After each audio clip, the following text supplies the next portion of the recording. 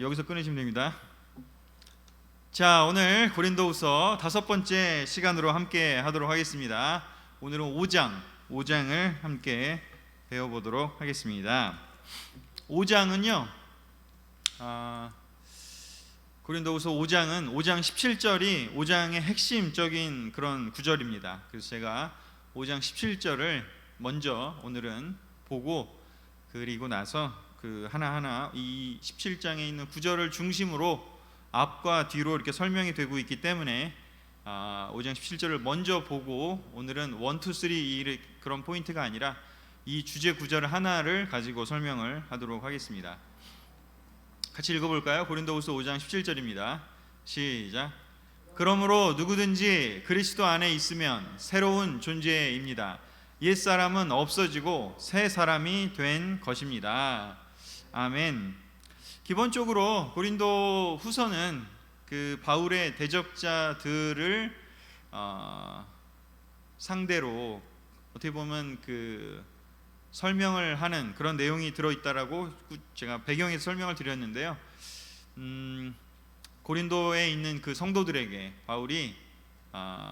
바울이 전하고 있는 그 복음이 무엇인가를 설명을 하되, 바울의 대적자들이 얘기하는 그 말씀과 어떤 차이가 있는지를 잘 생각해서 들어보라, 이런 관점으로 이렇게 쓰여 있습니다. 그래서 지난 시간 또 지지난 시간에 볼 때는 그 대적자들이 어떤 이야기를 했는지가 거기에 좀 들어있는 것들을 좀 발견하는 방식으로 좀 설명을 드렸다면, 이 5장에서는 그 대적자의 존재와는 조금 상관없이 그냥 온전히 바울이 자기 자신이 깨닫고 또 계시받은, 예수님께로부터 계시받은, 또 사도들로부터 또 이렇게 배운 그런 것들을 어떻게 전하고 있는지에 대해서 집중적으로 이렇게 보려고 합니다. 그래서 5장은 그냥 5장 자체의 내용으로 충만하게 우리가 이해할 수 있을 것 같습니다. 누구든지 그리스도 안에 있으면 새로운 존재입니다. 옛사람은 없어지고 새 사람이 된 것입니다. 그리스도 안에 우리 모두 있지 않습니까? 그래서 우리는 그리스도 안에 있기 때문에 어떤 존재라고요? 새로운 존재라고 성경은, 또 바울은 이야기를 하고 있습니다. 옛사람은 없어지고 새 사람이 된 것입니다. 그래서 옛사람과 새 사람의 대조를 지금 하고 있습니다. 바로 이러한 그 복음을 통해서 사람이 새롭게 되는 것, 이렇게 변화되는 것에 대한 이야기를 이제 하게 됩니다. 그것이 어떤 것을 의미하는지를 오늘 살펴볼 텐데요. 그렇다면 바울이 어떻게 이 구절을, 이 주제까지 가기 위해서 설명을 시작해 나가는지를 하나씩 살펴보도록 하겠습니다. 맨 앞장 5장 1절에 바울은 그러한 새 존재가 되기 전에 우리가 옛 존재로서 사는 그 삶과 또 새 존재로 나아가는 과정을 설명을 하게 될 텐데, 먼저 옛 존재와 새 존재 모두에게 공통된 인간의 운명, 인간의 숙명 같은 그런 내용을 먼저 이렇게 설명을 하게 됩니다. 특별히 바울이 엄청나게 고통을 많이 당하고 있는 이 시점이라고 말씀을 드렸죠. 그 이전부터 어려움을 많이 당했지만, 사람이 어려움을 당하면 당할수록 그 고난을 통해서 삶의 본질을 이렇게 꿰뚫어 볼 수 있는 안목이 생기게 됩니다. 바로 그 부분이 이제 나오게 되는데요. 고린도후서 5장 1절 같이 읽어볼까요? 시작. 우리는 땅에 있는 우리 육체의 집이 무너지면 사람의 손으로 지은 것이 아닌 하나님이 지으신 하늘의 영원한 집을 소유하게 될 것을 압니다.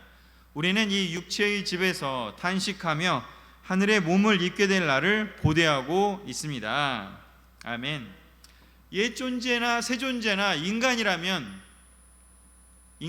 누구나 이러한 공통된 운명에 있는데, 그것이 바로 무엇이냐? 육체의 집을 벗어나서 하늘의 몸을 입게 될 그 날이 다가온다라는 것이죠. 우리는 땅에 있는 이 세상에 살아가는 동안에는 우리가 이 육신을 입고 살아가지만, 우리가 모두 다 옛 존재든 새 존재든 모두 다 이 육신을 이제 그 집을 떠나서 하나님이 지으신 그런 새로운 곳으로 가게 될 거라고요. 하늘의 몸을 입게 될 텐데, 물론 이제 이 내용에서는 이렇게 성도들이 가게 될 그것을 얘기하지만 그 근저에 있는 개념은 무엇인지 바로 사람은 언젠가 끝이 있다라는 이야기를 지금 하고 있는 것이죠. 바울이 새 존재가 되기 전에 먼저 우리가 바라보는 지점이 그저 이 땅에서만이 아니라 영원한 세계, 다음 세계까지도 함께 바라보고 있다는 것입니다. 그리고 그것뿐만 아니라 그냥 거기서 끝난다면 어쩌면 뭐 이 세상을 그냥 마음껏 내 마음대로 하고 싶은 거 하면서 뭐 악하게 살아도 뭐 아무 문제가 없을지도 모르겠습니다. 그냥 그렇구나, 세상이 살다가 끝나구나, 그냥 다음 생이 오겠거니 끝이 있겠거니 거기서 끝날 수 있겠지만, 그러나 바울은 그 뒤에 이어서 이런 언급을 하게 됩니다. 고린도후서 5장 10절입니다. 같이 읽어볼까요? 시작. 우리는 모두 그리스도의 심판대 앞에 나타나서 심판을 받아야 합니다. 각 사람은 육체에 머물러 있는 동안 자기가 행한 일에 따라 선한 일을 한 사람은 상을 받고 악한 일을 한 사람은 벌을 받게 될 것입니다. 바울은 이야기합니다. 우리 모두 육신을 떠나게 될 날이 올 텐데, 그리고 하나님 앞에 새로운 하늘의 몸을 입고 서게 될 텐데, 그때 어떤 일이 벌어지는지 우리가 육체에 머물러 있는 동안 자기가 행한 일에 따라서 선한 일을 했던 악한 일을 했던 그거에 대한 대가를 치르게 될 거라고, 즉 심판을 받게 될 것에 대해서 이야기를 하고 있습니다. 이 맥락에서는 성도들에게 해당되는 이야기만 하고 있지만 사실 근저에는 성도들이든 아니든 누구든지 간에 이러한 일을 겪게 될 것을 이제 바울은 암시하고 있습니다. 우리 모두 이 세상이 끝이 아닙니다. 어릴 때는 사실 너무 먼 이야기고 앞으로 살아갈 날이 너무 많기 때문에 이것이 그렇게 쉽게 와닿지는 않을 것입니다. 그러나 바울처럼 고통을 당하고 고난을 당하고 어려움을 겪고 핍박을 당하고 하면서 내 삶이 이러다가 끝날 수도 있겠구나 라는 느낌을 받게 되면 더욱더 이런 본질의 깨달음을 더 얻게 되고 생각할 수 있게 되죠. 그래서 전도서에는 그런 말씀이 있습니다. 지혜로운 사람은 죽음에 대해서 생각할 줄 안다고, 그런 말이 있습니다. 그것은 바로 무엇인지 우리가 본질적인 것, 미래에 우리가 향하게 될 곳에 대해서 궁극적인 목표를 생각하게 된다라는 것이죠. 지혜로운 사람은 궁극적이고 본질적인 것을 바라보고 자꾸 가려고 하는데, 그렇지 못한 사람은 그냥 눈앞에 보이는 것, 그냥 이 세상에서 지금 당장 내가 필요로 한 것에만 포커스하게 된다라는 것이죠. 어찌됐건 중요한 것은, 바울이 얘기하고 싶은 것은 우리가 심판대 앞에 설게 될 것이고 우리가 대가를 치르게 된다라는 것이죠. 그래서 여기서 얘기하는 것은 뭐냐면 우리가 모두 다 우리의 행위에 대해서 심판을 받게 된다라는 것입니다. 최근에도 저의 아들이 그걸 물어봤습니다. 아빠, 하나님 한 번도 못 만난 사람은 그냥 지옥 가요? 참 수도 없이 들어온 말인데 아들이 또 그런 얘기를 하는 그 때가 된 걸 생각하면 또 틴들에게도 많이 듣는 얘기죠. 성경은 명확하게 얘기합니다. 심판하는 기준은 무엇일까? 행위라고 이야기를 하고 있습니다. 심판은 행위로 한다라는 것이 여기 고린도에서 바울도 얘기하고 계시록에도 나와 있고 예레미야에도 나와 있고 예수님도 얘기했고 사실은 너무 많이 나와 있습니다. 옛존재 새존재 모두 바로 사람의 행위에 대해서 하나님이 심판하실 거라고 이야기를 합니다. 지난주에 또 한 대학생하고도 어떤 시간을 좀 보내면서 그 얘기를 했습니다. 그 친구도 그 얘기를 하더라고요. 만약에 심판이 없으면 이 세상의 윤리라든가 뭐 도덕이라든가 이런 건 아무 의미가 없을 것 같다고 자기도 생각한다고. 그래서 너무나 허무했다 뭐 이런 얘기를 대화를 하다가 그런 이야기를 하는 걸 들은 적이 있습니다.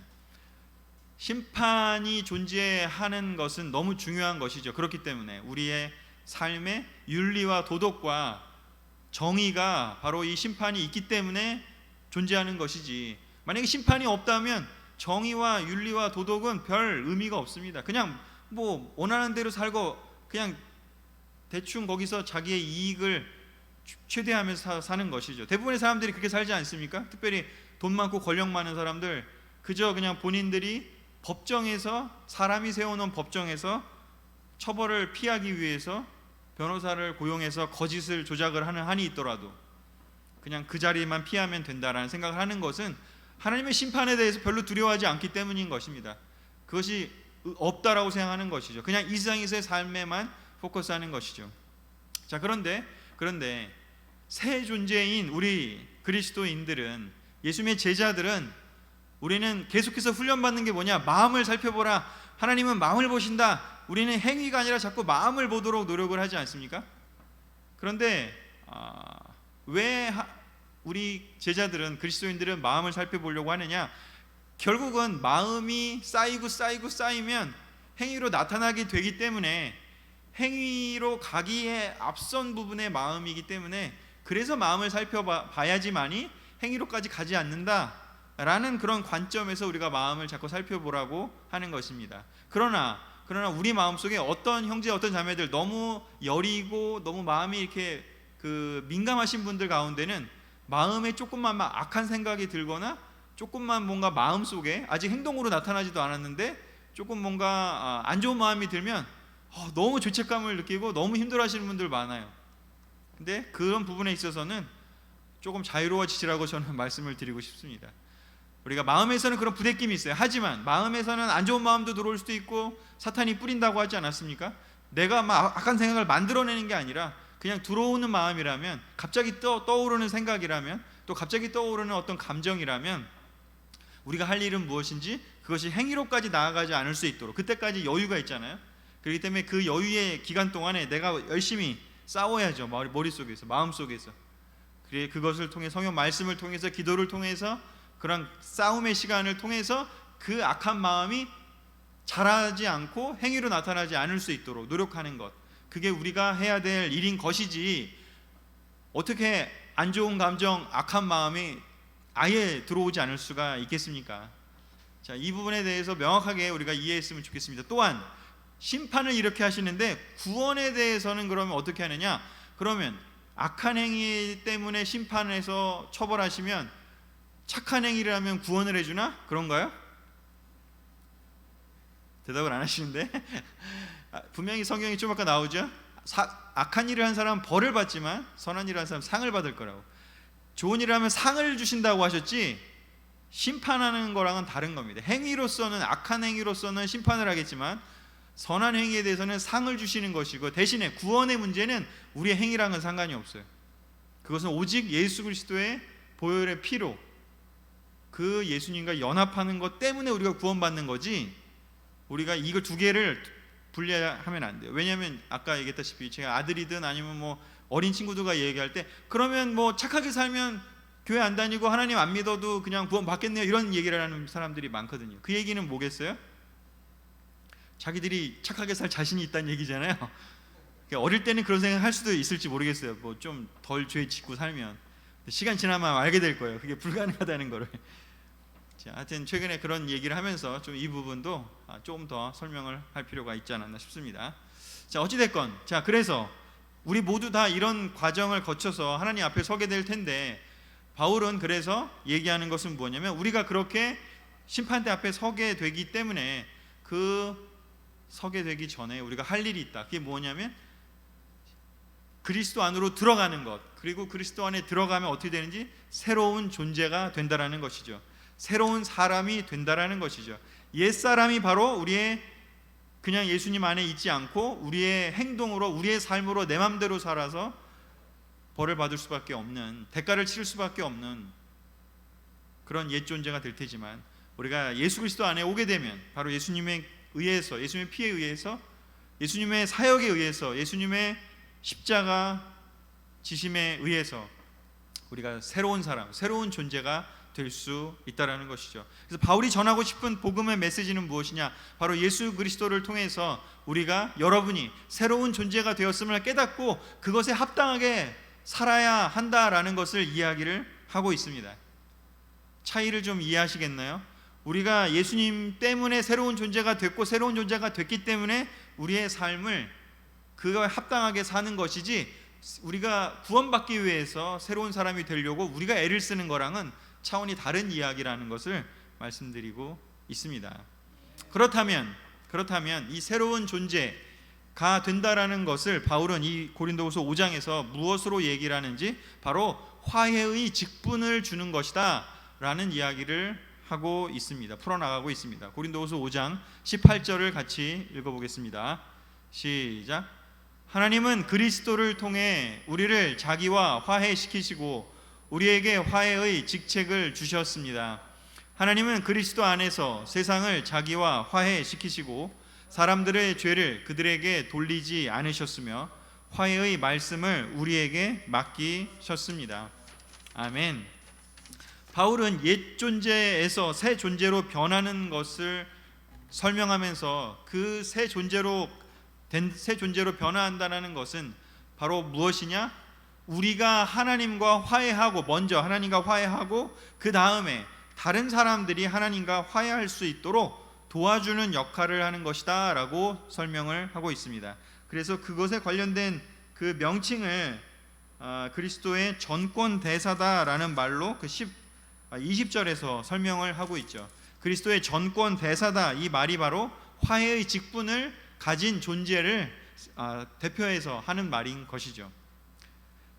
그리스도를 대신해서, 전권 대사 대신해서 이 화해의 직분을 이제 우리가 먼저 화해했기 때문에 다른 사람들이 화해할 수 있도록 예수님이 그 자리를 만들어 놓으셨는데 이제 그 일을 우리가, 남아있는 우리가 한다라는 것이죠.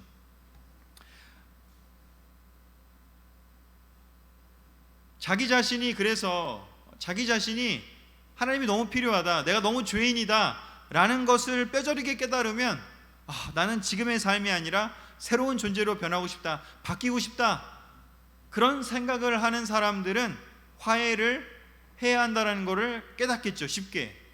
그런데 나는 이 삶으로 충분해, 나는 뭐 잘하고 있어, 나는 뭐 너무나 하나님한테 칭찬받을 만하지, 그렇게 생각하고 살게 된다면, 이 정도면 어때? 라고 생각하면서 적절하게 자기를 포장하면서 산다면 화해하고 싶은 생각이 들까요? 별로 안 들 겁니다. 그래서 예수님이 뭐라고 얘기하셨는지, 세리와 창녀가 너희들보다, 바리새파 사람보다 먼저 하나님 나라에 들어갈 것이다 라고 이야기를 한 것이죠. 세리나 창녀들은 자기가 너무나 죄가 있고 문제가 있음을 알고 있었습니다. 난 이렇게 살면 안 되는데, 이런 생각을 하면서 살았던 것이죠. 그래서 나는 하나님으로부터 멀어졌어, 나 하나님께 다시 가야 돼, 나 하나님과 다시 화해하고 나는 새로운 삶, 새로운 도화지를 받고 새로운 그림을 그리고 싶다, 그렇게 생각을 하면서 살게 됩니다. 그런데 바리새파 사람들이나 아니면 그 외에 성경에 나오는 자기가 잘난 것을, 자기가 잘하고 있는 것을 드러내려고 했던 사람들은 화해? 넌 뭐 하나님 떠난 적도 없는데? 라고 생각을 하게 되는 것이죠. 어쩌면 요즘 점점 더 예전보다 그 제자 기독교인이, 그리스도인이 되는 사람들이 전반적으로 줄어들고 있는 우리 사회를 생각해 보면 사람들이 점점 더 자기 자신이 문제가 없다라고 생각하는 사람들이 늘고 있거나, 아니면은 자기 자신이 하나님과 화해를 어떻게 해야 될지를 모르는 사람들이 늘고 있거나 한 것이 아닌가라는 생각이 듭니다. 또는 그리스도의 전권 대사들이 좀 더 일을 해야 되는데 침묵하고 있는 것은 아닌가, 그런 생각이 들기도 합니다. 화해의 직분을 주셨는데요, 그 하나님이 우리에게 화해의 직분을 주시기 위해서 하나님이 어떤 일을 하셨는지를 바울은 5장 21절에서 설명을 하고 있습니다. 그냥 됐고 이제 너 화해의 직분을 감당해, 이렇게 하신 게 아니라 그 화해의 직분을 주기 위해서 하나님이 하신 일이 있습니다. 고린도후서 5장 21절입니다. 같이 읽을까요? 시작. 하나님이 죄를 알지도 못하신 그리스도에게 우리 죄를 대신 지으신 것은 우리가 그리스도 안에서 하나님에게 의롭다는 인정을 받도록 하기 위한 것입니다. 아멘. 우리가 화해의 직분을 얻기 위해서, 또는 우리가 하나님과 화해하기 위해서 하나님이 하신 일은 뭘까요? 바로 우리의 죄를 예수님에게 대신 지으신 것입니다. 우리가 치러야 할 대가를, 나중에 심판대에서 치러야 될 대가를 미리 땡겨와서 예수님에게 그냥 다 짊어지었다라는 것이죠. 그것을 통해서 어떤 일이 벌어졌는지, United with Christ, 하나님과 연합하는 삶을 살게 됐다는 것이죠. 화해한다는 것은 무엇일까요?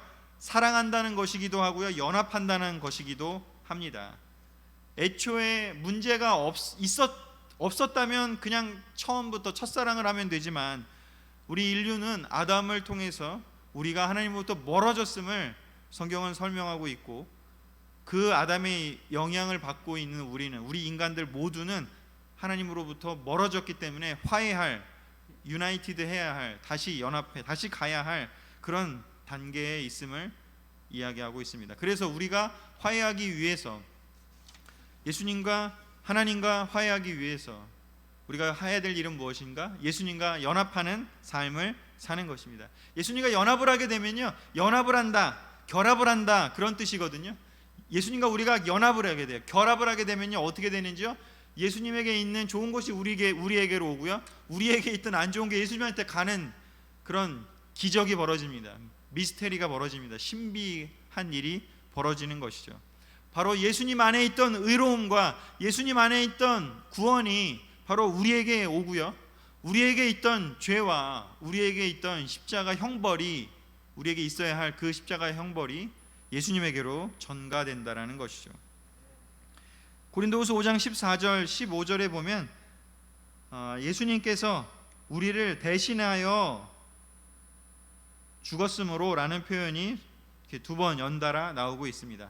여기에 쓰인 전치사가 바로 휘페르라는 그 전치사인데요, 바로 우리를 대신해서 라는 그 표현이 될 수도 있고요, 또는 위하여 라는 뜻이 될 수도 있고 대표하여 라는 뜻도 될 수 있습니다.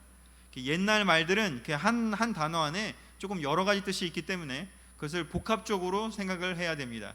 그래서 우리가 여지껏 기본적으로 알고 있는 생각은 바로 이렇게 연합됐을 때 우리를 대신해서 예수님과 우리가 이렇게 교환이 된다라는 것, 바로 이 부분을 설명을 하고 있고요. 또 한 가지 의미는 어떤 것인가? 바로 위하여, 대표하여 라는 그런 뜻을 생각해 봤을 때 이 고린도 전후서에 나와 있는 것은 바로 이렇게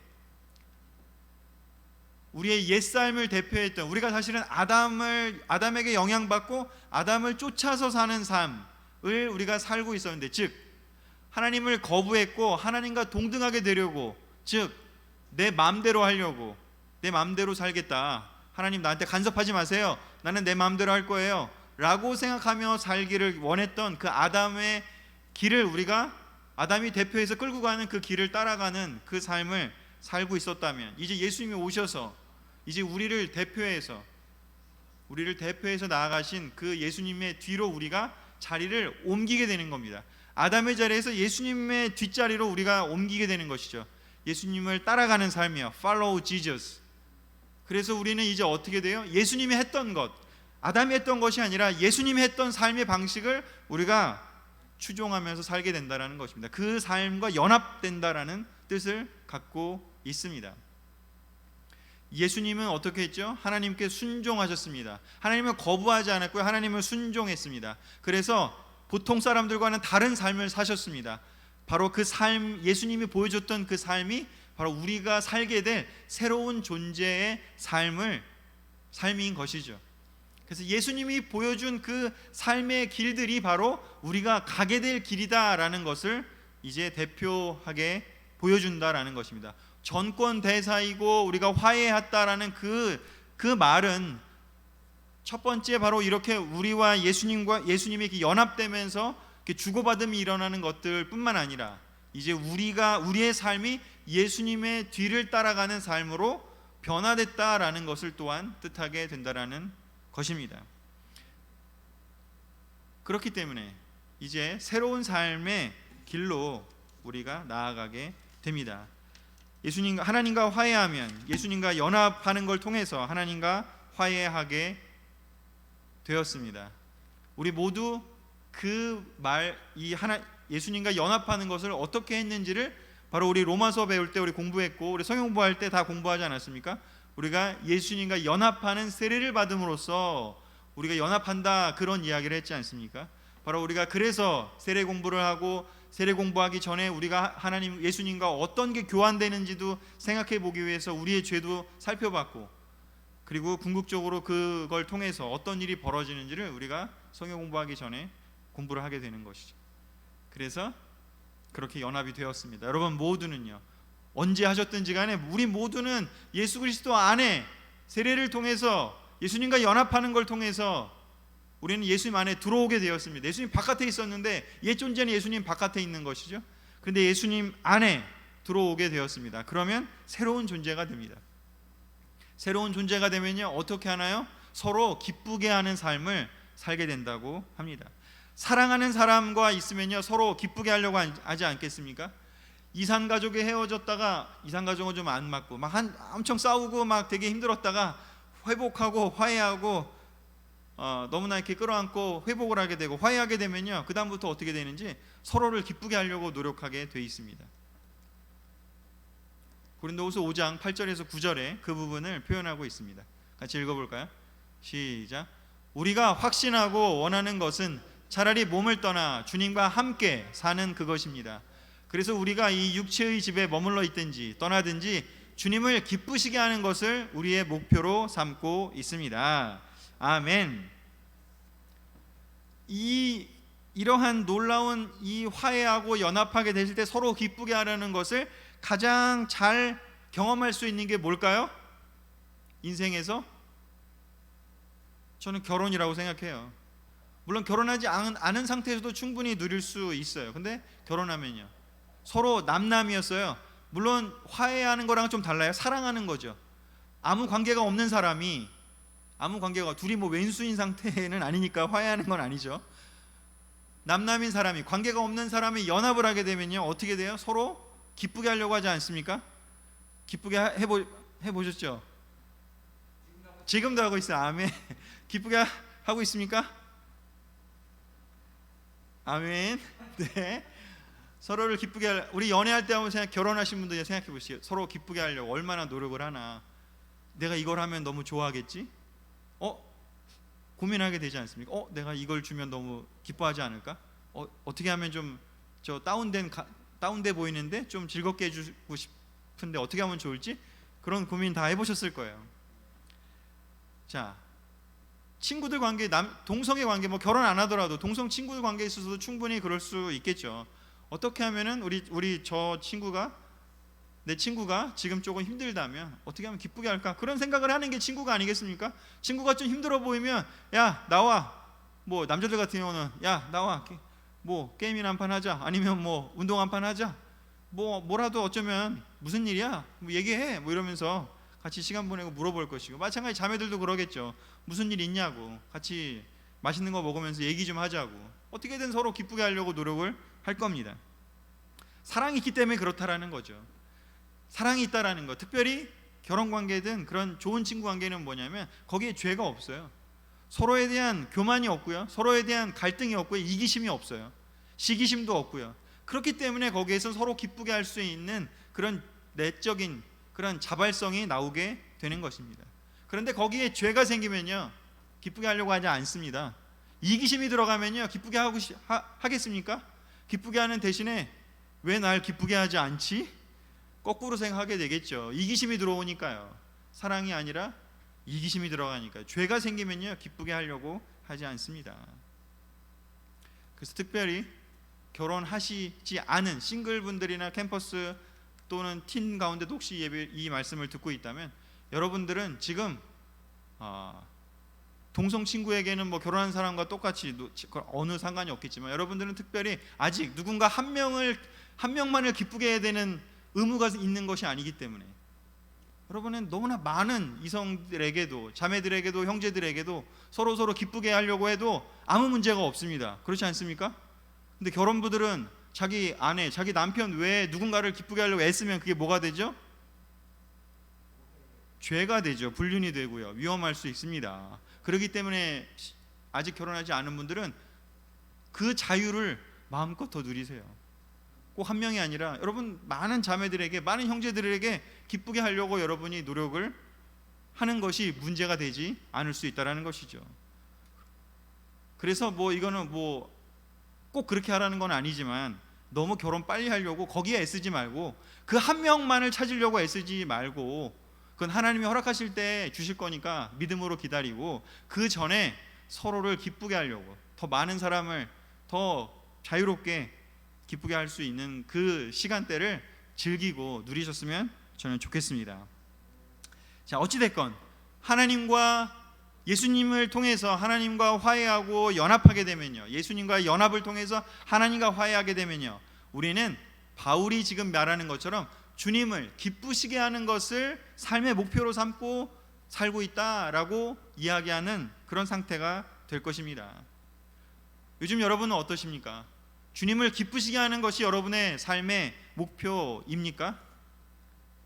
우리가 해야 될 일은 많이 있지만 우리가 정말 하나님을 사랑한다면, 정말 예수님이 내 죄를 그렇게 가져가시고 그 십자가에 내가 받아야 될 형벌을, 내가 잘못한 그 대가를 치러야 되는 걸 예수님이 가져간 것을 우리가 올바로 알고 있다면요, 그것을 진짜로 깨닫고 있고 진짜 느끼고 있고 진짜 감사하다면요, 우리는 예수님을 기쁘게 해 드리고 싶어 할 겁니다. 우리가 우리 배우자를 그렇게 기쁘게 하려고 하는 것처럼요. 바울은 이렇게 우리가 왜 전권 대사가 되어야 하는지, 또 전권 대사가 되면 어떻게 되는지를 이렇게 설명을 하고 있습니다. 그래서 우리 모두 이 바울의 말을 들으면서 우리 또한 우리의 삶을, 지금까지 우리가 잘 해온 부분도 많이 있겠지만 혹시라도 요즘 내가 정말 사람을 기쁘게 하려고 하거나 나를 기쁘게 하는 데 포커스하고 있는지 한번 돌아보고요, 정말 주님을 기쁘시게 하는 것이 우리의 삶에 얼마만큼의 포션을 차지하고 있는지를 또한 한번 생각해보는 시간이 되셨으면 좋겠습니다. 그런데 이 새로운 존재의 삶은, 주님을 기쁘시게 하고 화해의 직분을 맡은 정권 대사가 되는 것은 내 노력으로 할 수 있느냐? 그렇지 않다라는 것을 바울이 두 개의 그런 이야기를 통해서, 구절을 통해서 이 5장에서 설명하고 있습니다. 첫 번째요, 5장 14절이요. 같이 읽겠습니다. 시작. 이것은 그리스도의 사랑이 우리를 지배하고 있기 때문입니다. 한 사람이 모든 사람을 대신하여 죽었으므로 모든 사람이 죽은 것이라고 우리는 확신합니다. 아멘. 이러한 새로운 삶은 내가 그냥 결정하고 내가 하겠다라고 하면 되는 일일까요? 안 그렇습니다. 예수 그리스도의 사랑에 의해서만 가능하다라고 이야기를 하고 있습니다. 하나님이 거룩한 분이거든요. 이렇게 우리 여기 있는 성경에 나오는 의로움은 하나님의 성품을 뜻해요. 그 하나님의 의로운 그 성품이 우리에게로 넘어오려면 그것은 우리의 힘으로는, 우리가 행동으로 아니면 우리가 뭔가를 해서 얻어낼 수 있는 의로움이 절대 아니라는 것이죠. 오직 예수 그리스도의 사랑만으로, 예수님이 하신 그 의로운 행위로 말미암아 그 의로움이 우리에게 전가가 되는 것이고 또 우리에게 희망을 주게 됩니다. 두 번째요, 예수님이 그 일을 이미 하셨습니다. 2000여 년 전에 이미 십자가에서 이미 그 일을 하셨어요. 예수님의 초림이라고 말할 수 있는 첫 번째 오시는 그 시간에 그 일이 이루어졌습니다. 그리고 우리가 예수님의 재림이라고 할 수 있는 그 종말의 때, 그 심판의 때, 마지막 날에 우리가 완벽하게 예수님의 사랑 안으로 들어가서 더 이상 이 세상에서의 그 힘든 그런 갈등의 그런 애씀의 시간도 필요 없이 그저 그냥 자유롭게 완벽하게 이제 예수님의 사랑이 우리를 휘감게 될 텐데, 그 사이 기간 동안에 우리가 의지해야 될 것이 있습니다. 여전히 똑같이요. 그것이 바로 무엇일까? 성령님이라고 바울은 설명하고 있습니다. 고린도후서 5장 5절입니다. 같이 읽을까요? 시작. 이런 것을 우리에게 마련해 주신 하나님은 그것에 대한 보증으로 우리에게 성령을 주셨습니다. 아멘. 우리가 왜 계속 성령을 의지해야 되느냐? 성령과 교통해야 되느냐? 성령과 대화해야 되느냐? 그것은 바로 그 길밖에 없기 때문입니다.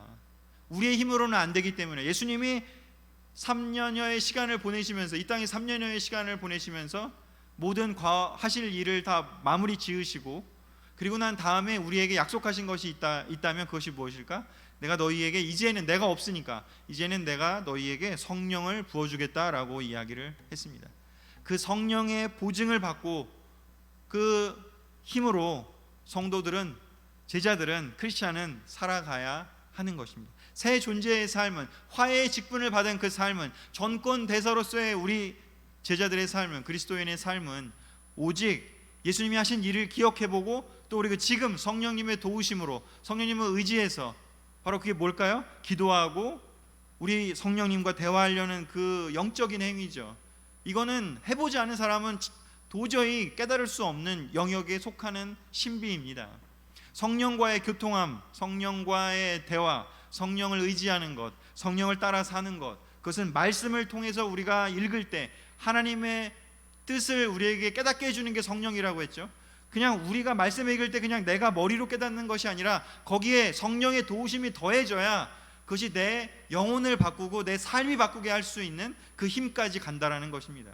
성령이 도우시지 않는다면요, 그냥 일반 책 읽듯이 지식으로 들어왔다가 그냥 거기서 힘알이 없이 그냥 삶으로 변함이 없이 그냥 그쳐버릴 것입니다. 근데 성령이 도우셔야 그 깨달음이 내 삶으로 나타나고요.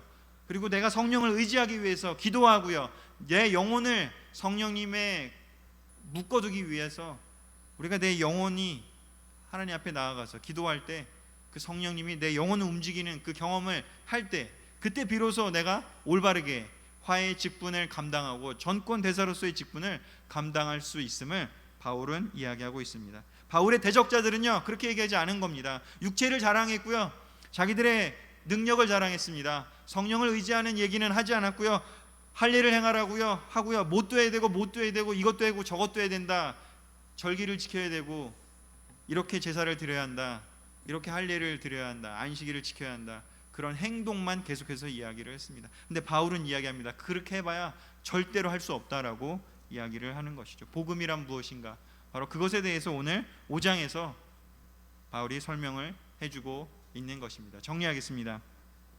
고린도후서 5장 1절부터 21절이요. 바울이 얘기하는 포인트 세 가지로만 정리하겠습니다. 첫 번째요, 우리는 언젠가 육신을 벗고 하늘의 몸을 입게 될 것이다.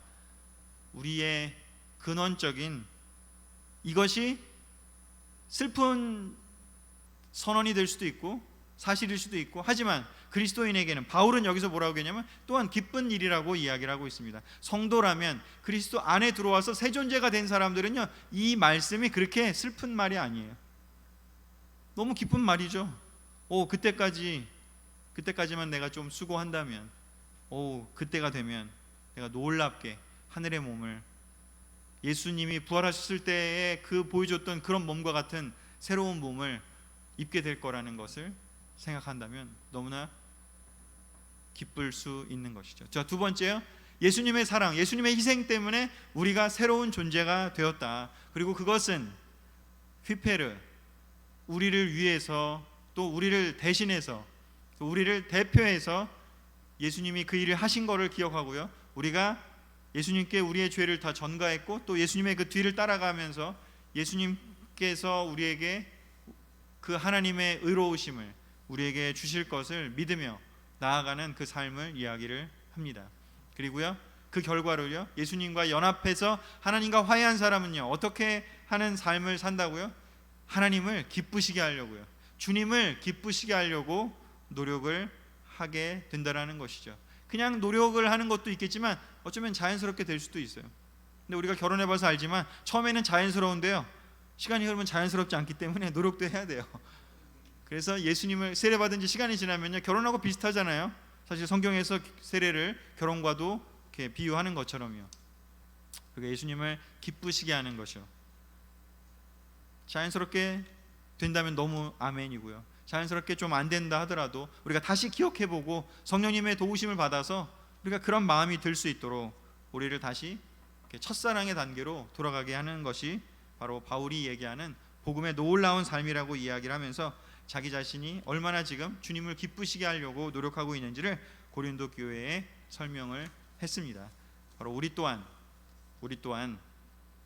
2021년 우리 남은 시간 동안에 우리가 정말 하나님께서 우리에게 어떤 직분을 주셨는지, 우리에게 화해의 직분을 주셨고 그리스도의 전권 대사가 되게 하셨음을 다시 한번 기억하고요, 우리가 그 일을 할 수 있도록요, 내가 먼저 화해했다면 이제는 다른 사람들이 하나님과 화해할 수 있도록, 생각보다 하나님과 화해하지 않는 사람, 하나님을 나쁜 존재로, 하나님을 이상한 존재로, 또는 하나님 난 필요 없어요, 하나님과 무관심한 무관한 존재로 살려는 사람들이 너무나 많습니다. 그런데 그 정권대사 역할을 하려면요, 내가 너무나 이 삶이 기쁘고 즐겁고 그래야 하지 않겠습니까? 내가 기쁘고 즐겁고 주님을 기쁘게 하는 게 힘들지 않아야 그런 내 삶을, 내가 사는 이 삶을 다른 사람에게도 살아보라고 얘기하고 싶지 않겠습니까? 그래서 그러한 주님을 기쁘시게 하는 그러한 삶의 진수를 이번 9월 시간 동안에 다시 한번 여러분들 모두 깨닫게 되시기를 간절히 축원하면서 오늘의 말씀을 마치겠습니다.